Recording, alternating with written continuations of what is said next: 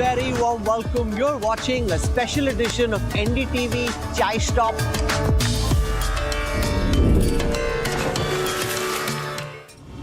नमस्कार, आप देख रहे हैं एनडीटीवी चाय स्टॉप। मैं हूं राहुल कंवल। इस वक्त हम लोग कोलकाता में हैं, हावड़ा ब्रिज के बहुत नज़दीक, गंगा नदी के बीचों बीच एक स्टीमर की सवारी कर रहे हैं और हमारे साथ हैं पश्चिम बंगाल के कुछ बुद्धिजीवी जो कि इस चुनाव पर बहुत पैनी नज़र रख रहे हैं। उनसे चर्चा होगी कि इस चुनाव में आखिरकार जीतने कौन वाला है, क्योंकि ये महज एक चुनावी लड़ाई नहीं है, ये एक जंग है। मेरे साथ हैं मेरी सहयोगी मनोज्ञा लोईवाल। मनोज्ञा, स्वागत है। बहुत भव्य इंतजाम किया आपने, मौसम को भी बेहतर कर दिया हमारे इस कार्यक्रम के लिए। अभिजीत दासगुप्ता है हमारे साथ, स्वागत है सर आपका।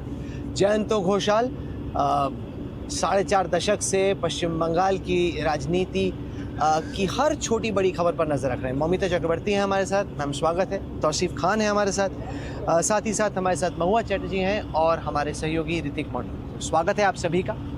मनोज्ञा, इतने चुनाव आपने पश्चिम बंगाल में देखे हैं, बंगाल का ये चुनाव बीते चुनावों से अलग कैसे? सारे त्योहार हैं, जिसको कहते हैं ना चुनाव का पर्व है, भारत का गर्व। मुझे लगता है ये सबसे ज्यादा फायरवर्क वाला चुनाव है।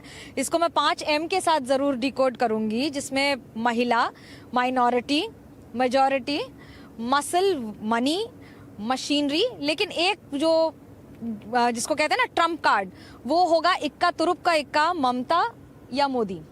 इसको इसलिए कह रही हूँ क्योंकि महिला वोटर हमेशा ममता बनर्जी के लिए सबसे बड़ी ताकत रहे, उन्हें जिताते चले हैं। बीजेपी इसमें सेंध लगाने की कोशिश कर रही है। अब आप आ जाइए माइनॉरिटी पर। माइनॉरिटी में जिस तरह से SIR में वोट कटे हैं, क्या वो माइनॉरिटी में डेंट दे रहे हैं या ममता बनर्जी से थोड़े से बिफर रहे हैं? मशीनरी सबसे बड़ी ताकत है इस समय तृणमूल कांग्रेस की, बनाम मनी या मसल आप कह लीजिए, जो इस समय बीजेपी के पास कमोवेश थोड़ा ज्यादा है। उसके बाद आ जाइए आप ममता बनर्जी पर।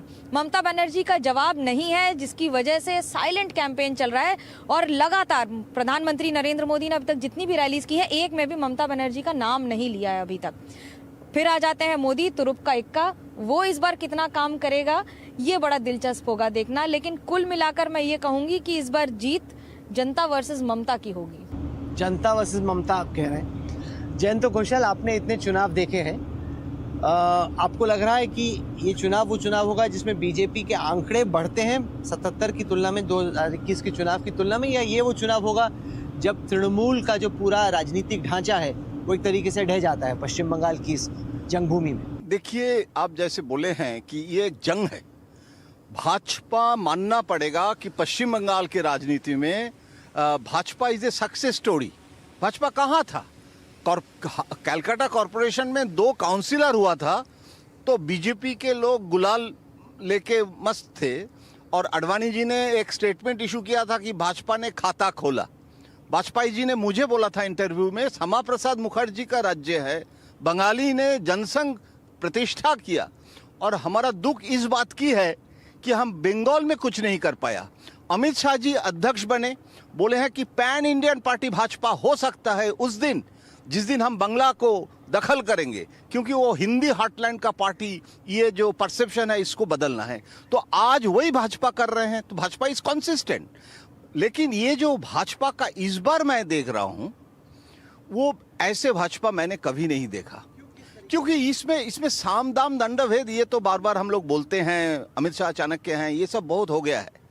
लेकिन इस बार भाजपा का जो स्ट्रैटेजी है ना, गजब है। क्योंकि हिंदुत्व ऐसे नहीं है कि Hindutva is a back to basic Bhajpa के लिए, ऐसे नहीं है कि हिंदुत्व छोड़ दिया।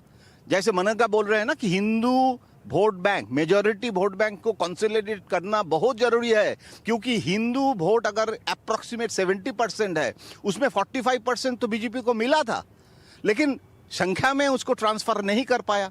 तो आज तो 50% टारगेट है, 70% में 50% अगर भाजपा हिंदू वोट मिल गए तो सरकार बन सकता है, लेकिन क्यों नहीं बनता है?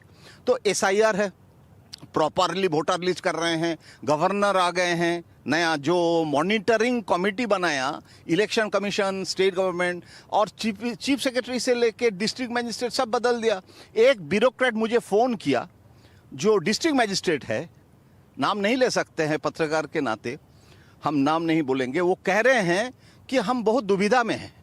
जब वेस्ट बंगाल गवर्नमेंट हमको इंस्ट्रक्शन देते हैं चुनाव के समय, chief minister West Bengal government है, लेकिन election commission is now my authority. तो इलेक्शन कमीशन अगर कहेगा कि फॉलो माई ऑर्डर, तो वो भी मानना पड़ेगा।